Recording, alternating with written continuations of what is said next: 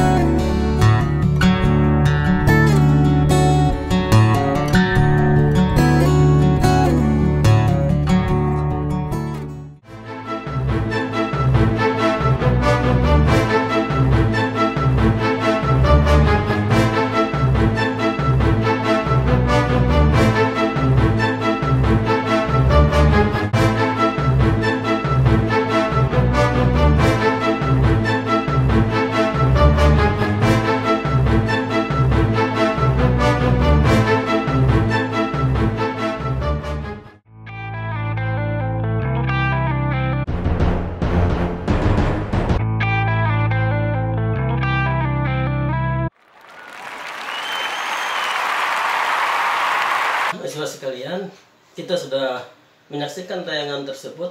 Apa yang ada di benak kalian? Barangkali Cinderella adalah seorang perempuan yang menderita karena kejamnya ibu tiri dan dua orang saudara tirinya. Atau Cinderella adalah seorang perempuan yang tabah. Atau Cinderella adalah perempuan yang beruntung karena dia mendapatkan sepatu kaca dan pangeran mendapatkan dirinya dan mencoba sepatu kaca itu dan cocok di kakinya. Mahasiswa sekalian, kalau kita telaah, sesungguhnya lebih dari itu. Pertama, kita membahas struktur sosial dulu. Struktur sosial dalam film Cinderella itu di mana ada terbagi tiga. Pertama bangsawan, kedua kelas menengah, dan ketiga kelas bawah. Siapa itu bangsawan? Siapa itu kelas menengah? Siapa itu kelas bawah? Nah, sebelum kita bahas bahwa dalam struktur sosial itu ada persoalan di mana ketika Pangeran Kit, putra mahkota itu belum menikah dan dia pada awalnya tidak memiliki pasangan. Yang menjadi persoalan adalah ketika Pangeran Kit ingin menjadikan seorang pendamping itu adalah seorang perempuan bukan dari bangsawan. Dia adalah Cinderella itu. Persoalannya adalah Cinderella itu adalah kelompok kelas menengah yang kemudian jatuh menjadi kelompok kelas bawah. Kenapa? Dia kelas menengah karena hidup bahagia dengan kedua orang tuanya. Kemudian ibunya meninggal, lalu ayahnya menikah dengan Lady Tremaine dan mempunyai dua anak. Maka hiduplah Cinderella dengan keluarga tirinya itu. Dan pada saat itu Cinderella disiksa. Atau dengan kata lain, dia diperintah tak ubahnya seperti pembantu. Maka turunlah status Cinderella itu menjadi kelas bawah. dia berada di bawah kekuasaan dalam struktur rumah keluarga nuklir family yang ditindas dan yang lemah. Jadi orang akan bingung, Pangeran Kit berada pada struktur tertinggi, sedangkan Cinderella berada pada struktur di bawah. Ini akan jadi soal bertemunya dua stratifikasi sosial ini. Nah, kita lihat persoalan ini bagaimana diselesaikan. Saudara-saudara, ketika keduanya itu menjadi ikon dari kelas masing-masing, maka muncullah yang namanya kamuflase. Ketika Pangeran Kit menjadi pemburu berkuda, maka dia sebenarnya berkamuflase, tidak menempatkan dirinya pada stratifikasi sosial yang tertinggi, tetapi dia berada pada stratifikasi sosial kelas menengah. Nah, tapi kemudian dalam momen lain Cinderella menjadi seorang putri yang dengan kereta kencananya. Maka Cinderella pada saat itu dia menjadi kelompok dengan stratifikasi sosial naik dengan stratifikasi kelas atas.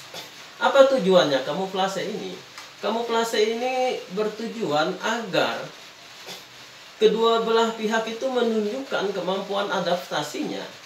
Pangeran Kit dari kelas atas menjadi kelas menengah, dia mampu beradaptasi sebagai seorang pemburu. Pada saat itu Cinderella tidak tahu bahwa dia adalah seorang putra mahkota. Kemudian Cinderella menyamar dirinya menjadi seorang putri dibawa oleh kereta kencana. Maka pada saat itu Cinderella melakukan kamuflase dari kelas bawah menengah naik ke kelas atas. Apa yang terjadi? Ini sebenarnya tidak hanya sekedar transformasi atau orang mengatakan mobilitas sosial, mobilitas vertikal. Tetapi ini adalah kemampuan orang untuk berkamuflase dan berada pada situasi yang disamarkan itu. Sebagai contoh, Pangeran Kit mampu berburu.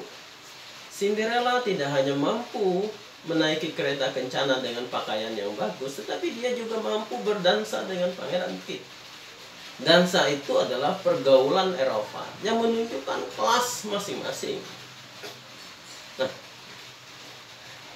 kemudian sebagaimana yang kita ketahui adalah ketika Pangeran Kit sedang mencari Cinderella dan dia hanya mendapatkan satu simbol seperti sepatu kaca dan mencari kemana-mana, tidak menemukan perempuan yang cocok dengan sepatu itu. Dia terus mencari dan terus mencari. Apa makna sepatu ini? Sepatu ini sesungguhnya pengakuan kelas. Artinya apa? Sang pangeran mengakui keberadaan kelas bawah dengan adanya sepatu. Sepatu itu letaknya di bawah. Akan tetapi juga menunjukkan bahwa kelas bawah ini bukan kelas bawahan. Karena apa? Sepatu kaca menyimbolkan bahwa kelas bawah ini adalah kelas yang berkualitas. Apalagi sepatu itu termasuk sepatu dalam kategori limited edition. Nah, apa yang terjadi ketika Cinderella kemudian pangeran mendapati Cinderella? Sesungguhnya Cinderella berkata, tidak ada kereta kencana, tidak ada pengawal. Dia ingin menunjukkan, it's me, inilah aku sebenarnya. Artinya, Cinderella tidak lagi menunjukkan kelas kamuflatifnya. Ketika dia bertemu dengan Pangeran Kit yang awalnya dia kira adalah seorang pemburu dan ternyata sang pemburu itu adalah putra mahkota. Artinya bertemulah dua kelas yang sangat berbeda sekali. Yang terjadi adalah keduanya tidak melakukan upaya kamuflase, tapi keduanya terutama Cinderella mengatakan bahwa inilah status sosialnya. Apa yang terjadi? Yang terjadi adalah pertama pengakuan kelas masing-masing. Yang kedua, hal ini adalah Cinderella tidak serta-merta diterima karena kasihan sesungguhnya. Cinderella berusaha mengabaikan itu, tetapi Cinderella menunjukkan kualitas kelas. Jadi kelas bawah ataupun kelas menengah ketika bertemu dengan kelas atas sesungguhnya bukanlah sebuah jurang pemisah, tetapi bagaimana orang mampu beradaptasi pada kelas yang berbeda.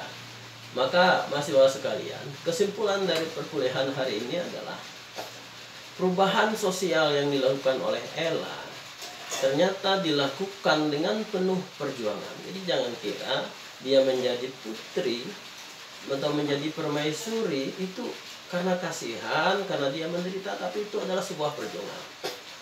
Kemudian terdapat simbol-simbol sosial yang menandai perubahan itu, seperti sepatu kaca dan kereta kencana sebagai upaya kamuflase dari perubahan sosial yang bersifat sementara. Jadi dua hal itu jangan dianggap lestari. Dua hal itu hanya aksesoris saja.